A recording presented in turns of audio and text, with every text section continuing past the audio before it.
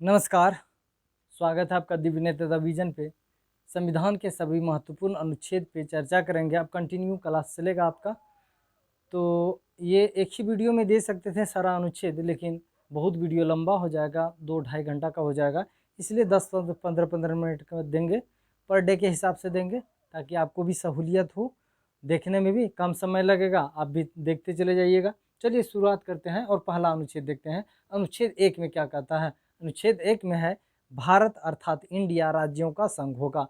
ये सब बात अलग है, लेकिन आप एक चीज़ सोच सकते हैं कि अगर कोई देश बन रहा है, देश का संविधान बन रहा है, कल्पना कीजिए जब देश आज़ाद हुआ होगा उस समय कल्पना कीजिए, उस समय जब कल्पना करेंगे तो भारत अर्थात इंडिया राज्यों का संघ होगा। ये पहला बात लिखने का इसलिए आवश्यकता पड़ा होगा कि आखिर जो ये संविधान बना रहे हैं, किसके लिए बना रहे हैं? एक देश के लिए बना रहे हैं। ये मान लीजिए ये घर है, ये देश है, हमारा भारत है, तो इसका नाम क्या होगा? इसका नाम सबसे पहले तो नाम ही ना होगा, इस घर का नाम ही देंगे ना, सबसे पहला बात होगा नाम।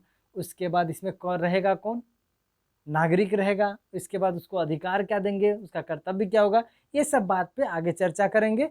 वही बात है, सबसे पहले तो नाम, नाम क्या होना चाहिए? संवैधानिक नाम जो है हमारा, तो भारत या इंडिया है, तो भारत अर्थात इंडिया राज्यों का संघ होगा। नेक्स्ट बात है, इसी में अनुच्छेद 1 में कहा गया है, इसका अर्थ है कि भारतीय संघ राज्यों के बीच किसी समझौते का परिणाम नहीं है। ये जो संघ बना है भारतीय संघ, 28 राज्य से मिलके, 8 संघ शासित क्षेत्र से मिलके, ये किसी समझौते का परिणाम नहीं है। ये जो 28 राज्य, 8 संघ शासित क्षेत्र छोटा छोटा है ना, ये मतलब प्रशासनिक सुविधा के लिए बनाया गया है। कल को चाहेगी किसी भी राज्य को अब दस्त करके, वहाँ पे राज्य को ख़त्म करके वो केंद्र शासित प्रदेश बना दिया जाएगा, या फिर 2 राज्य बना दिया जाएगा, या फिर उसके नाम में परिवर्तन कर दिया जाएगा। ये आप देखेंगे 2-3 आर्टिकल 4 तक में देखेंगे, सारा बात समझ में आएगा। वही बात है, इसका अर्थ है कि भारतीय संघ राज्यों के बीच किसी समझौते का परिणाम नहीं है, और राज्य को संघ से अलग होने का अधिकार नहीं। कोई भी राज्य कल को ये बोले कि हम अलग होना चाहते हैं, किससे? भारत से, तो अलग नहीं हो सकता है। क्यों नहीं हो सकता है? क्योंकि अनुच्छेद 1 में लिखा गया ये समझौते का परिणाम नहीं है। आप अलग नहीं हो सकते हैं। ये नहीं बोल सकते हैं कि हम बिहार हैं, एक राज्य हैं, आप आज से क्या हो जाएंगे, हम देश, अलग देश बनाना चाहते हैं, ऐसा आप नहीं कर सकते हैं। आर्टिकल 2 में क्या है? आर्टिकल 2 में है, संसद भारतीय संघ में नए राज्यों का प्रवेश कर सकती है या गठन कर सकती है। नए राज्यों का गठन, समझिए बारीकी से बात। नए राज्यों का गठन संबंधित बात जो है, ये नहीं कि बिहार है, बिहार को 2 भाग में बांट दिया जाएगा तो ये हो जाएगा कि राज्य का गठन हो जाएगा, ऐसा नहीं। यहाँ पे जो बात है, आर्टिकल 2 में कहा गया है कि नए राज्यों का गठन, जैसे सिक्किम भारतीय राज्य में शामिल हुआ, कल को बोले श्रीलंका, भूटान, पाकिस्तान ही बोले कि हम भारत में अब शामिल होना चाहते हैं, तो अनुच्छेद 2 में प्रावधान है, कोई भी नया भूभाग आर्टिकल 2 के तहत भारत में शामिल हो सकता है। संसद भारतीय संघ में नए राज्य का गठन कर सकती है। कौन कर सकती है? ये जो अधिकार दिया गया है भारतीय संसद को दिया गया है। मतलब कोई नया राज्य, जैसे श्रीलंका बोले, या फिर पाकिस्तान बोले, या फिर बगल में म्यांमार है, म्यांमार भी बोले कि हम भारत में शामिल होना चाहते हैं, अगर संसद चाहेगी तो उसे आर्टिकल 2 के तहत मिला सकते हैं। तो यहीं पे एक प्रश्न और पूछ सकता है कि अगर कोई भूटान चाहेगी भारतीय संसद, भारतीय भूभाग में शामिल होने के लिए, तो किस किस अनुच्छेद में संशोधन करना पड़ेगा? यहाँ पे आपको रहेगा अनुच्छेद 1, अनुच्छेद 2, अनुच्छेद 3, अनुच्छेद 4, तो और ऑप्शन में रहेगा, जैसे ए ऑप्शन में रहेगा ए एवं बी, 1 एवं 2, 2 एवं 3, तो इस प्रकार। तो आप सोचिए यहाँ पे अनुच्छेद 2 में क्या बात है कि नए राज्य का गठन कर सकती है, यहाँ पे तो संशोधन होगा ही। और अनुच्छेद 1 में है, भारत अर्थात इंडिया राज्यों का संघ होगा, जिसका 28 राज्य एवं 8 संघ शासित क्षेत्र हैं। अगर नया राज्य कोई बनेगा तो इसका मतलब वहाँ पे भी नाम जोड़ाएगा, 28 की जगह 29 हो जाएगा। इसका मतलब अनुच्छेद 1 में भी संशोधन होगा, तो अनुच्छेद 1 में भी संशोधन होगा, अनुसूची 1 में भी संशोधन होगा। अनुसूची जब समझाएंगे तो आपको समझ में आएगा, अनुसूची में भी नाम का लिस्टिंग किया गया है, सभी राज्यों के नाम का लिस्टिंग किया गया है, तो वहाँ पे भी संशोधन होगा। तो अनुच्छेद 1, अनुच्छेद 2, अनुसूची 1, ये 3 जगह संशोधन करना पड़ेगा, तब हो जाएगा क्या, नए राज्य का गठन होगा। नेक्स्ट है आर्टिकल 3। आर्टिकल 3 में क्या है, संसद को राज्य के पुनर्गठन की शक्ति प्रदान करता है। संसद को जो राज्य है, राज्य के पुनर्गठन की शक्ति प्रदान करता है। पुनर्गठन का तात्पर्य हो गया पुनः गठित करना, मतलब फिर से गठित करना। जैसे है ना, जैसे बिहार बहुत बड़ा भूभाग हुआ करता था, बिहार से अलग करके झारखंड एक नया राज्य बना, मध्य प्रदेश से अलग करके छत्तीसगढ़ एक राज्य बना, उत्तर प्रदेश से उत्तराखंड का गठन किया गया।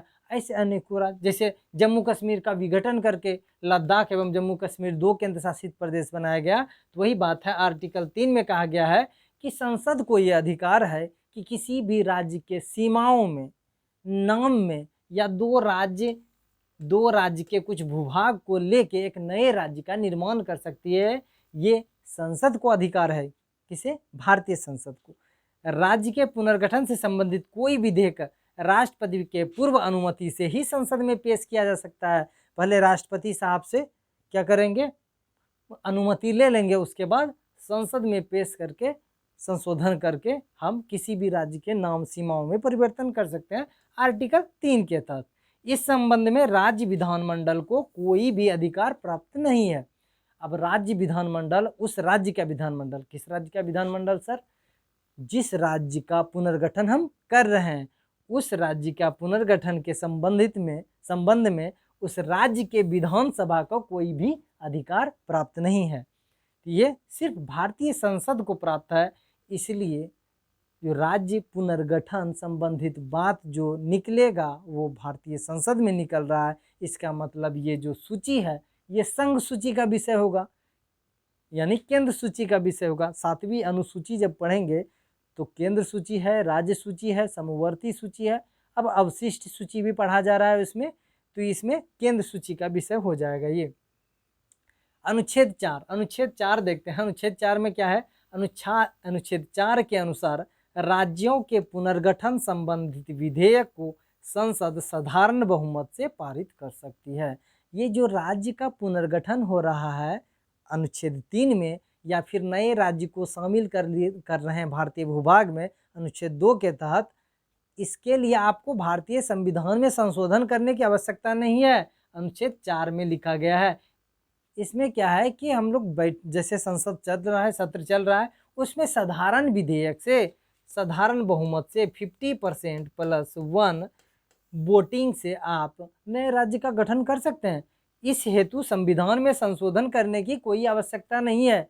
ये नहीं कि संविधान में संशोधन करना पड़ेगा, आप साधारण विधेयक से, साधारण बहुमत से आप पारित कर सकते हैं। क्या चीज़? क्या पारित कर सकते हैं? नए राज्य का गठन संबंधित विधेयक।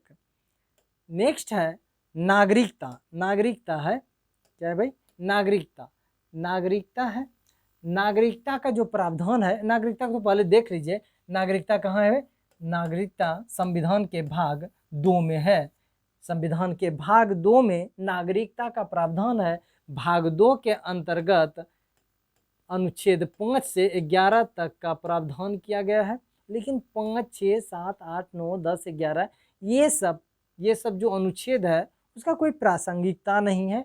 वो जब देश आज़ाद हुआ था उस समय जैसे है कि आर्टिकल 7 में हो जाएगा, 8 में हो जाएगा, इस टाइप का क्या है कि जो अब मान लीजिए जब देश आज़ाद हुआ था तो उस समय तो देश का विभाजन भी हुआ था।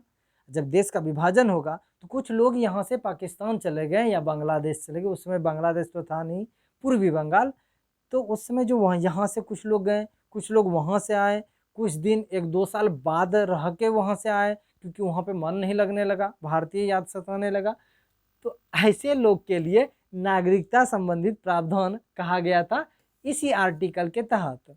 तो भाग 2 में 5 से 11 है, नागरिकता संबंधित प्रावधान है। संसद को नागरिकता से संबंधित प्रावधान करने की अनुमति प्रदान करता है। मूलतः यह प्रावधान उस समय के लिए किए गए थे जब भारत का संविधान लागू हुआ था तथा देश का विभाजन हुआ था। उसमें देश का विभाजन भी हुआ था। पाकिस्तान से भारत तथा भारत से पाकिस्तान को प्रवचन होना चाहिए, प्रवचन करने वाले कुछ व्यक्तियों को नागरिकता का अधिकार था उस समय। तो ये बात था। अब नेक्स्ट वीडियो में नेक्स्ट आर्टिकल देखेंगे। चलिए।